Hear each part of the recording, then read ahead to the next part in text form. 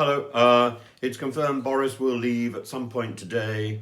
Boris telephoned the chairman of the 1922 committee at 8:30 this morning to say that he had reflected on their meeting last night and that he thought that actually it was time to go. It's extraordinary that Boris has had more resignations in one day than Mrs. Thatcher had in 12 years. In fact, he's had twice as many resignations in one day than she had in 12 years.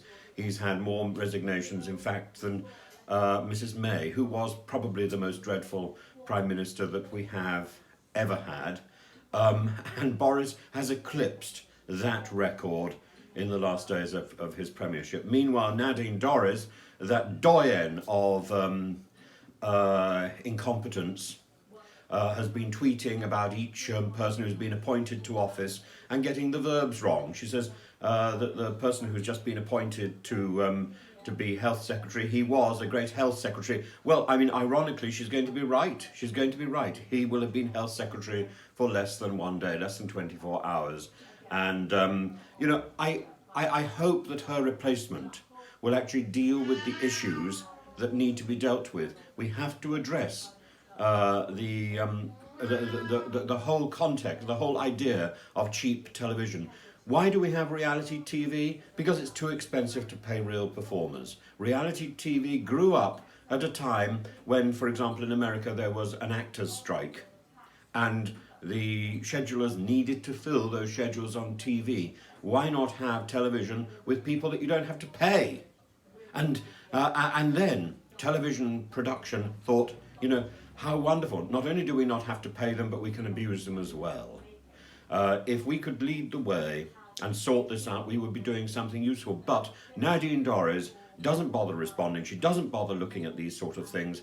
They haven't reconvened the committee that was addressing this issue because it's convenient. It's more convenient to pander to the big businesses that are running television in the same way. It's more convenient to pander to the people who are speaking most recently and loudest.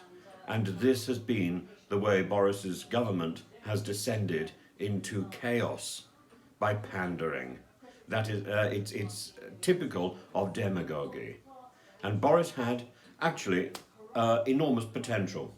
Enormous potential. I know there are many people who don't like him. I know there are many people who are obsessed with this idea that he is and was a liar. But actually, all prime ministers are liars. It's part of the job.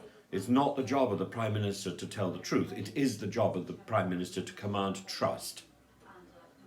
We don't need to know all the truth. That is part of the deal that we have made with government. They do the truth, we simply accept the result. But we have to have trust. And Boris lost trust some time ago. My cat needs my attention. Have fun.